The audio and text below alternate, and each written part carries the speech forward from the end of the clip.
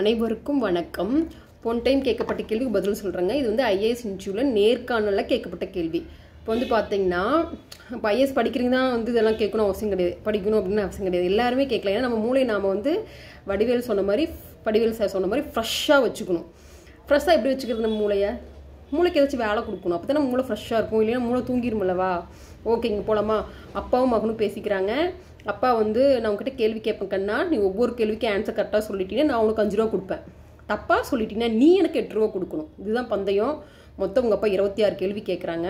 ஆனால் கடைசியில் பார்த்தீங்கன்னா அப்பாவும் பையனும் கொடுக்க தேவையில்லை, பையனும் அப்பா கொடுக்க தேவையில்லை. மொத்தம் 26 கேள்விகள். இப்போ கூட நீங்கள் வந்து பாஸ் பண்ணிவிட்டு, அதாவது வீடியோ பாஸ் பண்ணிவிட்டு கமெண்ட் பண்ணலாம் ஆன்சரை.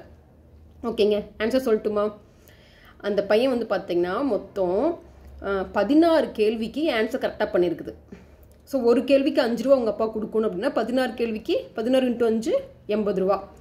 அதே மாதிரி 10 கேள்விக்கு அந்த பையன் தப்பாக பதில் சொல்லியிருக்குது.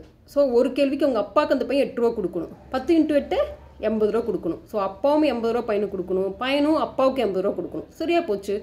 ஸோ இங்கே யாருமே 2 பேரும் கொடுக்க தேவையில்லை. இதுதாங்க கரெக்டான ஆன்சர்.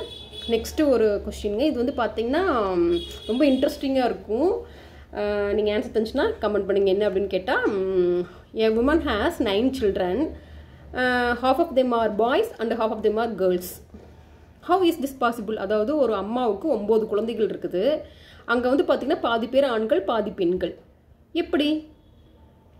இது நல்லா டிஃப்ரெண்ட்டாக யோசிக்கணும். ஆன்சர் தெரிஞ்சால் கமெண்ட் பண்ணுங்கள். நெக்ஸ்ட் வீடியோவில் ஆன்சர் சொல்கிறேன்.